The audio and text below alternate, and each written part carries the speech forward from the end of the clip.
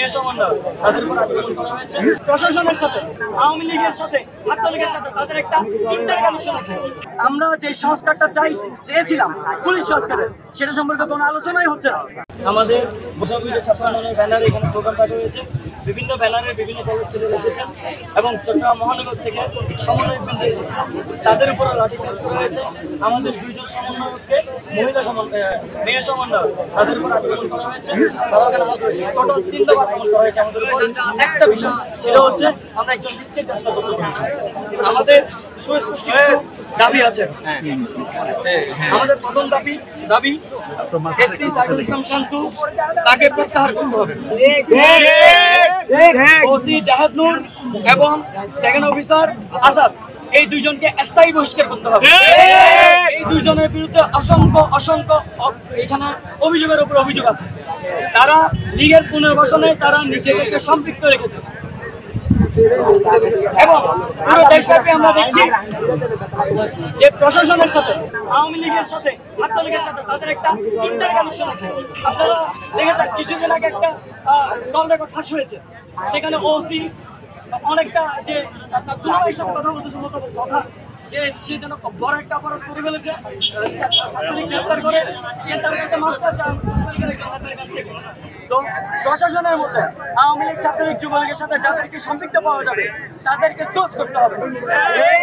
আমাদের 3 নম্বর দাবি, আমরা বৈষম্য বিরোধী আন্দোলনের ব্যানারে বাংলাদেশে একটা সংস্কারের জন্য আন্দোলন করেছি।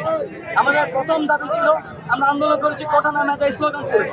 সেখান থেকে পরবর্তীতে ঘটনা পাবে আস্তে আস্তে আমরা হাসিনার বিরুদ্ধে এবং বাংলাদেশের বিদ্যমান ফ্যাসিস্ট যেই কাঠামো আছে এটার বিরুদ্ধে আমরা এগিয়ে এসেছি। আমরা আন্দোলন করেছি এবং আমরা বারবার সংস্কার চেয়েছি।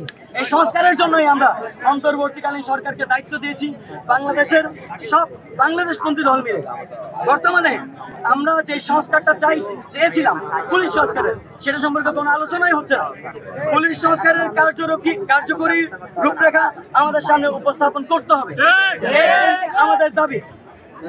আমাদের পরবর্তী কর্মসূচি হলো এই আগামী 12 ঘন্টার মধ্যে যদি ওসি জাহিদ নূর এবং সেকেন্ড অফিসার আসাদ এদেরকে স্থায়ী বহিষ্কার এবং এসপি সাইফুল ইসলাম শান্তু এরা যদি প্রত্যাহার করা না হয়, পাশাপাশি আমাদের যে 2টা দাবি যে প্রশাসনের সাথে সম্পৃক্ত আওয়ামী লীগের সাথে সম্পৃক্ত প্রশাসনকে যদি ক্লোজ করা না হয় এবং পুলিশ সংস্কারের যে কার্যকরী রূপরেখা উপস্থাপন করার দাবি আমাদের আছে, এগুলো যদি উপস্থাপন করা না হয় আমরা আগামী 12 ঘন্টা পরে চট্টগ্রামে আবার আমরা আন্দোলনের ডাক দিব এবং আমরা এই আন্দোলন চট্টগ্রাম থেকে পুরো বাংলাদেশে ছড়িয়ে দিব।